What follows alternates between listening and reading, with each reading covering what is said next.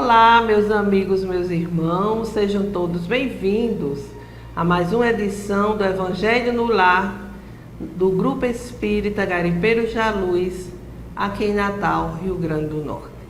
É sempre com muita alegria que aqui retornamos para o nosso encontro, o encontro da família com Jesus, esse momento sublime de fazermos algumas reflexões em torno dos ensinamentos de Cristo, ensinamentos libertadores, transformadores. Não esqueçamos o recipiente com a água a ser fluidificada durante a reunião pelos nossos guias espirituais. Então vamos fazer a nossa leitura preparatória, livro Pão Nosso, pelo Espírito Emmanuel, através da psicografia de Chico Xavier. A mensagem de hoje é a 63. O Senhor dá sempre. Pois se vós, sendo maus, sabeis dar boas dádivas aos vossos filhos, quanto mais dará o Pai Celestial, o Espírito Santo, àqueles que lhe pedirem. Palavras de Jesus, registro de Lucas, no capítulo 11, versículo 13. Um pai terrestre, não obstante o carinho cego com que muitas vezes envolve o coração, sempre sabe cercar o filho de dádivas proveitosas. Por que motivo o Pai Celestial, cheio de sabedoria e amor, permaneceria surdo e imóvel perante as nossas súplicas? O devotamento paternal do Supremo Senhor nos rodeia em toda parte. Importa contigo não viciarmos o entendimento. Lembremo-nos de que a providência divina opera invariavelmente para o bem infinito. Liberta a atmosfera asfixiante com os recursos da tempestade. Defende a flor com espinhos. Protege a plantação útil com adubos desagradáveis. Sustenta a verdura dos vales com a dureza das rochas. Assim também, nos círculos de lutas planetárias, acontecimentos que nos parecem desastrosos à atividade particular,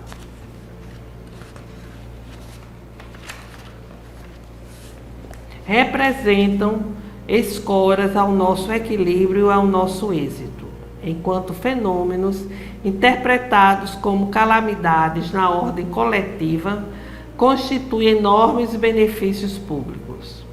Roga, pois, ao Senhor a bênção da luz divina para o teu coração e para a tua inteligência, a fim de que te não percas no labirinto dos problemas.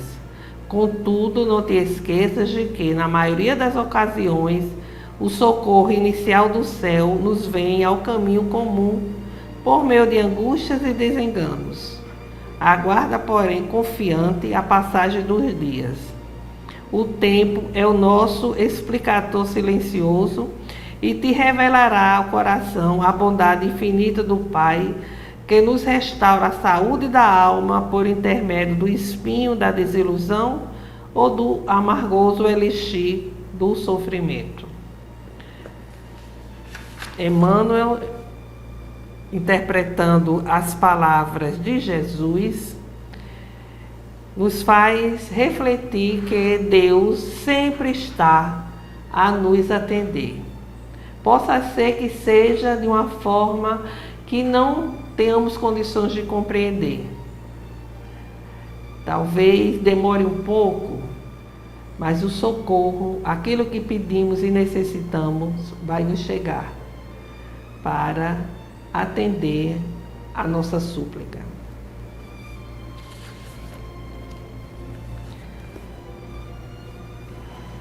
Vamos fazer a nossa prece inicial. Elevar nossos corações, a nossa mente ao Altíssimo, pedindo o amparo dos guias espirituais. Senhor Jesus, estamos mais uma vez reunidos em nome de Deus, nosso Pai, e em vosso nome, para o estudo do vosso Evangelho, necessitando da ajuda dos nossos guias espirituais, na compreensão e na vivência dos vossos ensinamentos. Estendei, Senhor, vossas mãos compassivas sobre nós, nos ajudando a identificar os caminhos mais retos que nos conduzam aos vossos propósitos. Sê conosco, Jesus, agora e sempre. Que assim seja.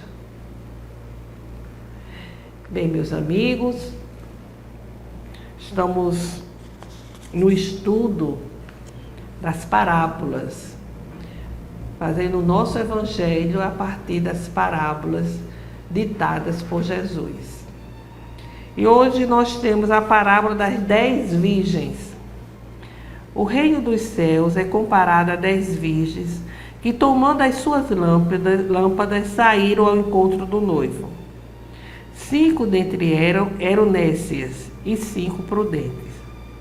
As nécias, tomando as suas lâmpadas, não levaram azeite consigo, mas as prudentes levaram azeite em suas vasilhas, juntamente com as lâmpadas. Tardando a chegar o noivo, toscanejaram todas e adormeceram. À meia-noite ouviu-se um grito: eis o noivo! Saiam todas a seu encontro. Então elas se levantaram a fim de preparar suas lâmpadas. E disseram as nécias às prudentes: dai-nos do vosso azeite, porque as nossas lâmpadas estão se apagando. As prudentes, porém, responderam: talvez não haja o bastante para nós e para vós. E depois aos que o vendem, e comprai o que haveis mister. E enquanto elas foram comprá-lo, veio o noivo, e as que estavam apercebidas entraram com ele para as bodas, e fechou-se a porta. Depois vieram as outras virgens e disseram: Senhor, Senhor, abra-nos a porta. Mas ele respondeu: em verdade vos digo que não vos conheço. Portanto, vigiai, porque não sabeis nem o dia nem a hora. Mateus, capítulo 25, versículo de 1 a 13. Como podemos compreender os ensinamentos que Jesus transmite através dessa parábola? Primeiro, a gente tem que compreender que o termo virgens não se refere ao corpo físico. Simboliza a alma que procura viver resguardada espiritualmente das corrupções do mundo. O número 10 sugere uma porcentagem, porque mesmo entre os que se dizem cristãos, há aqueles que ainda cultivam vícios, ainda cultivam desequilíbrios, vamos assim dizer. Então, desses cristãos, apenas 10% se enquadrariam nessa condição de se resguardar também dos vícios e desvios morais. Apenas 10%. Outro item que pode confundir é quando Jesus diz que as virgens saíram ao encontro do esposo, como se fossem várias virgens, várias noivas e um marido, e um esposo. E naquela época a poligamia já tinha sido extinta entre os judeus. O que significa? Que Jesus se referia a um costume da época, em que a noiva era acompanhada de várias amigas até a porta da casa, onde o noivo a receberia para entrar e assim participar das bodas. E essas amigas levavam as suas tochas, as suas lâmpadas, né?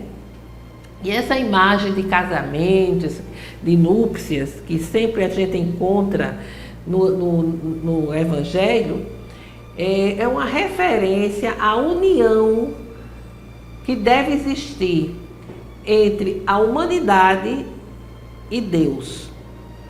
E a gente encontra na figura da Nova Jerusalém, no Apocalipse, e anuncia uma nova era realmente cristã, quando a humanidade espiritualmente mais evoluída já terá assimilado o pensamento, o sentimento e a ação de Jesus. Quem se resguarda dos desvios morais participará da instalação dessa nova era. Então, meus amigos, o que vamos poder entender quando ele vai e diz que dessas 10, 5 eram prudentes, eram vigilantes, mas as outras 5 eram nécias, ou seja, tolas, sem maior conhecimento. Tem tradução que coloca até como loucas, ou seja, sem juízo, né? Então, dessas 10, tinha as prudentes, vamos dizer, as imprudentes. Então, aqui como ele coloca, as imprudentes levaram só suas lâmpadas acesas e não levaram reserva nenhuma de azeite.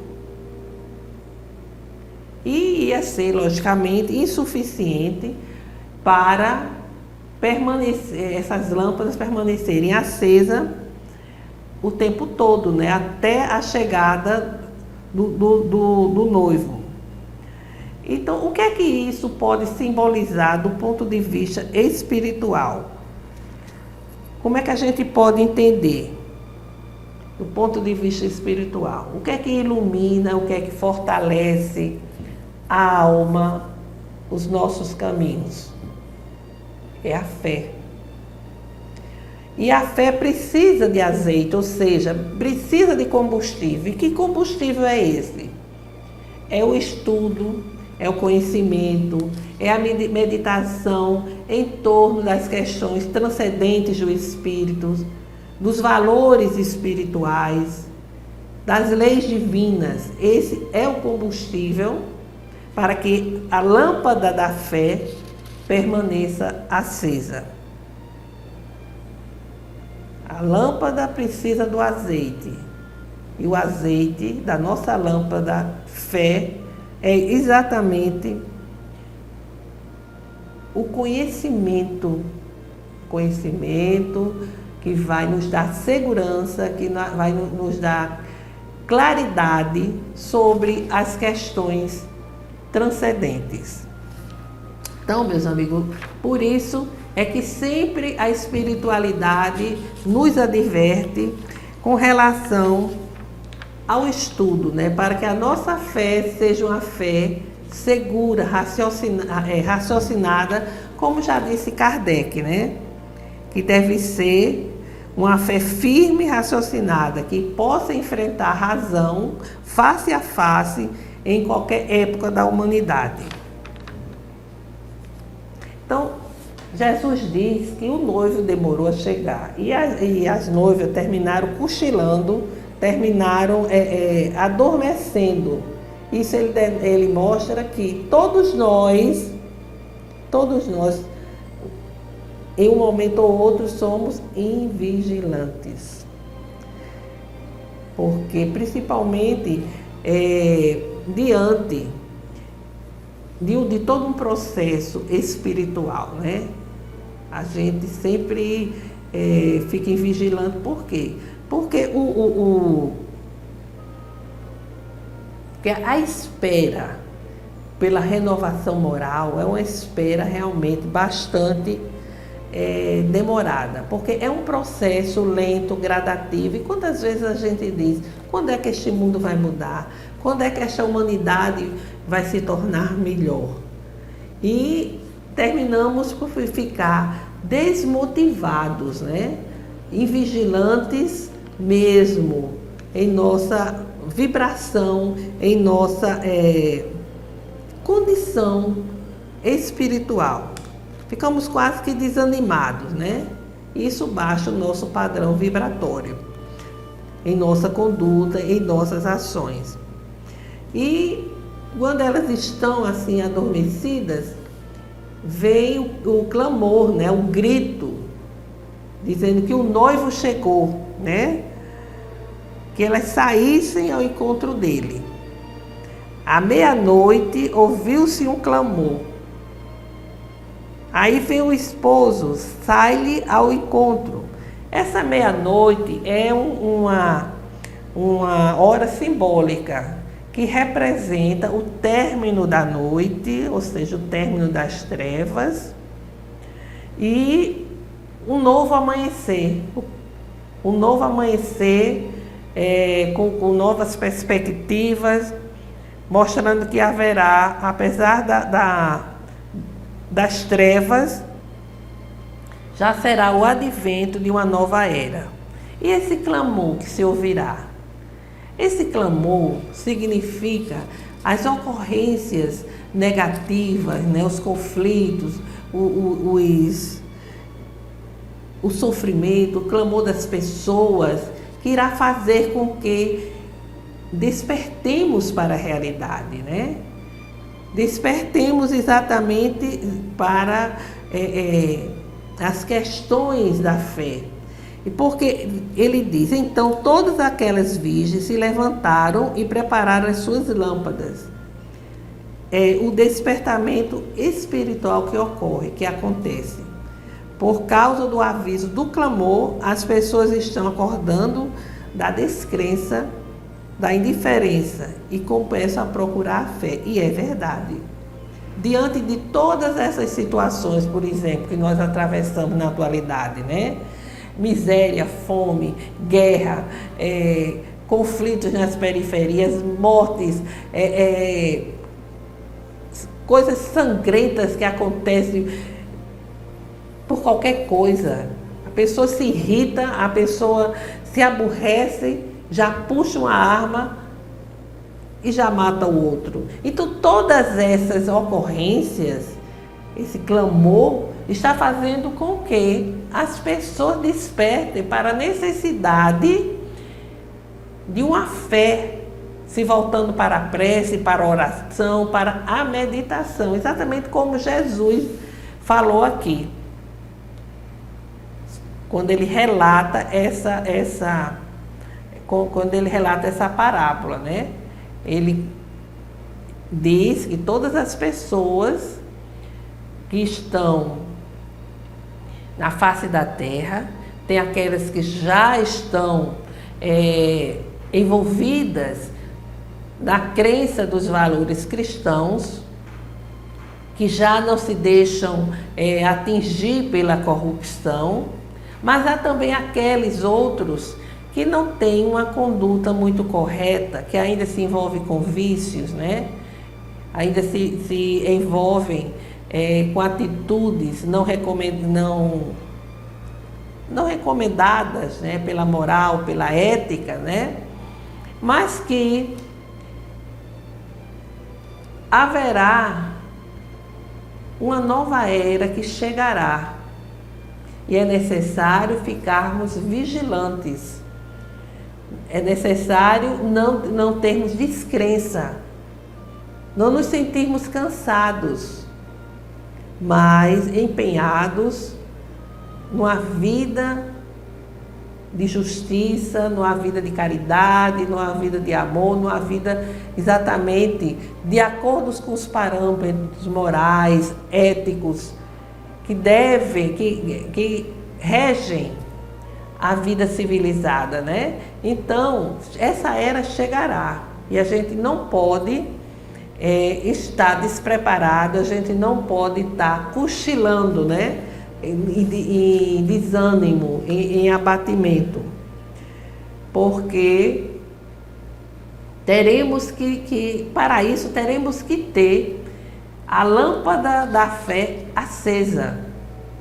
E para que isso ocorra, a gente precisa de todo um estudar, pesquisar, meditar, se envolver nas questões transcendentes da espiritualidade. nos fortalecendo para que essas ocorrências nefastas da vida não venham nos atingir, nos levando à descrença, ao desentendimento. E é interessante que nessas situações desafiadoras é o momento que requer mais azeite, ou seja, que requer mais conhecimento, mais empenho da nossa parte. E quando Jesus disse que as loucas disseram às prudentes que iriam emprestado um pouco do azeite delas. Mas como? Se ela fosse emprestar, faltariam para elas também. E ficariam também sem o azeite. Isso pode até nos chocar. Não deveriam ter repartido o seu azeite? Não. Exatamente por isso. Porque iria fazer falta. E do ponto de vista espiritual, a gente entende que fé, conhecimento, as virtudes não se emprestam, não são transferidas de pessoa para pessoa. São adquiridas pelo esforço que cada um venha fazer para ter a sua fé, para ter exatamente, desenvolver as virtudes. É trabalho individual. É como se, de repente, diante dessas situações desafiadoras, a pessoa olhasse para outra e visse que aquela outra, apesar de tudo, está ali tranquila, está ali confiante, está ali vibrando e sem compreender, deseja até ter o que fazer para ser assim, para ter essa tranquilidade, essa serenidade. É a tal coisa. O que temos que fazer é todo um esforço para desenvolvermos essas potencialidades que os Espíritos dizem que nós já trazemos. É necessário o empenho nosso para desenvolver o bem, o bom, o belo, o perfeito, o progresso. Está tudo em germe dentro de nós. É necessário desenvolver essas potencialidades. E aqui é algo nessa reflexão que nós trouxemos hoje. Ela diz assim, que a evolução, quando Jesus diz que quando voltaram, e tendo elas ido comprar o azeite, chegou o esposo, e as que estavam preparadas entraram com ele para as bodas e fechou-se as portas. E depois elas vêm, pedem para abrir, e a porta não abre.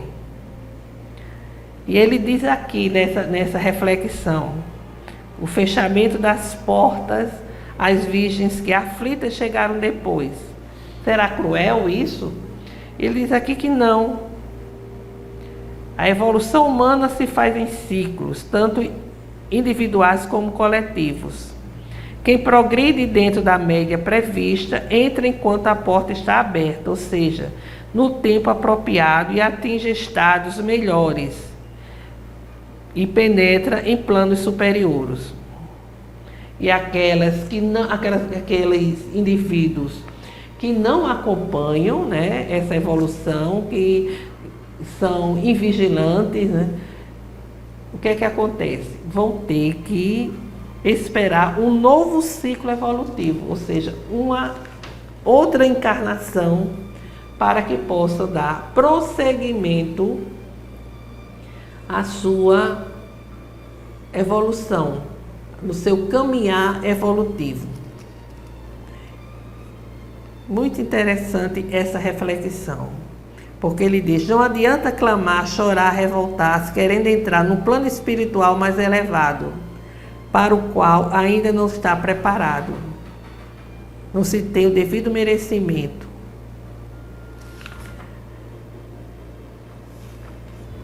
A nossa vida é exatamente se processa exatamente como Jesus coloca nessa parábola. Nós vivemos no plano terreno, num aprendizado, um processo de reeducação, de reabilitação diante das leis divinas. Somos chamados ao nosso testemunho a partir do que nós possamos fazer, possamos realizar. Somos muitas vezes invigilantes, imprudentes, deixamos para depois o que podemos já realizar em nosso progresso e de repente queremos ser atendidos, queremos ser socorridos, né? Como essas virgens aqui que chegam atrasadas porque foram imprevidentes e pedem para que a porta se abra. Elas queriam querer entrar em um processo evolutivo algo que não merece, que não tem sintonia com esse progresso. Vão ter que ficar para uma outra etapa nessa escalada evolutiva a qual todos nós estamos submetidos. O processo de evolução, ele é gradativo, ele é contínuo. Então, para que mereçamos um estágio, vamos assim dizer, um patamar mais superior no plano espiritual, é necessário que tenhamos o quê? Merecimento pelo nosso empenho, pelo nosso trabalho, pelo desenvolvimento em nós mesmos das virtudes, pelas ações voltadas para o nosso próximo. Mas se somos invigilantes, queremos depois alcançar um determinado plano, vamos assim dizer, espiritual que esteja mais elevado, não vamos ter condição de ter acesso.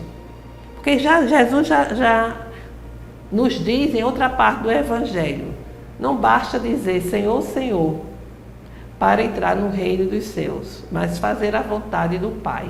Não basta o clamor, o choro, não basta exatamente revoltar-se.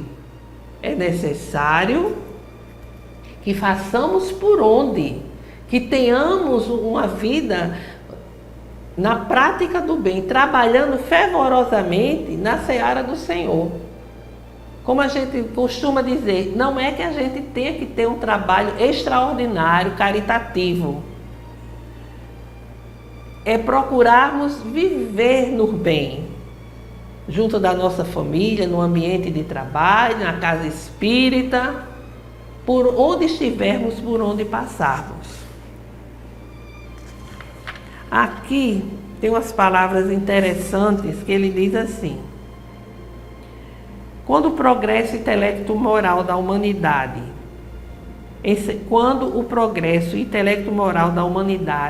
ensejará a instalação dessa nova era em nosso planeta, não sabemos. A respeito daquele dia e hora ninguém sabe, nem os anjos dos céus, nem o Filho, senão somente o Pai, conforme diz Mateus, no capítulo 24, 36, versículo 36. Ninguém sabe, porque este progresso dependerá do livre-arbítrio humano, de nós mesmos, de cada um e de todos, mas que esse dia chegará, é certo. Porque o progresso, lei divina, natural e imutável, mas cedo ou mais tarde se cumprirá. Então é necessário acolher o pensamento divino, Jesus na mente e no coração, colaborando com Jesus, a fim de que essa evolução espiritual ocorra nos vários níveis da humanidade. Então, é um desafio, né, muito grande. Essa parábola é realmente uma parábola de muitos símbolos, né? Noivas, noivo, lâmpadas, azeite, tudo isso para explicar o que ocorre com a criatura humana, a forma simbólica, né, de falar da criatura humana, a face da terra, caminhando em direção da sua própria evolução. Então, meus irmãos, vamos fazer as nossas rogativas, as nossas vibrações, elevar nossos pensamentos, os nossos corações ao alto, pensar na paz, no amor, no perdão, na esperança. Senhor Deus, rogamos pela paz entre as nações, pelo entendimento entre os governantes das grandes nações, que detêm nas mãos as decisões sobre aqueles menos favorecidos nos vários cantos do planeta. Rogamos pela paz em nosso país, pelo entendimento, pela fraternidade, pelo fortalecimento da doutrina espírita, que não fuja dos postulados kardecianos, nem do Evangelho do Cristo. Pelo entendimento, pelo perdão junto daqueles que não sintonizam conosco. Rogamos, ó Pai, por todos os doentes, a fim de que sejam socorridos em suas situações provacionais e expiatórias. Pelas famílias, para que o Evangelho do Cristo chegue aos lares, levando harmonia aos corações. Façamos agora um breve silêncio para que cada um apresente as suas próprias rogativas.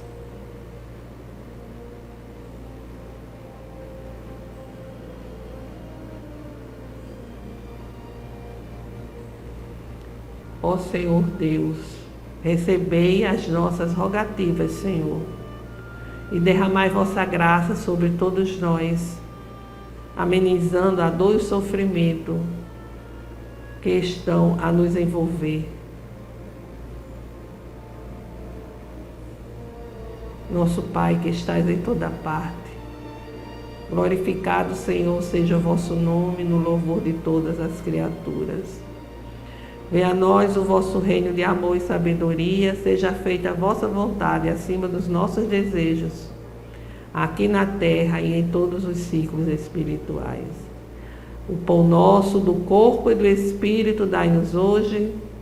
Perdoai, Senhor, as nossas dívidas, ensinando-nos a perdoar os nossos devedores, com esquecimento de todo o mal, não permitindo que venhamos a cair nas tentações das nossas próprias inferioridades. Livra-nos, Senhor, de toda maldade, pois vosso é o reino, o poder e a glória para sempre, que assim seja. Com esta prece, encerramos o Evangelho de hoje, desejando a todos uma semana de saúde, paz e harmonia. Até breve.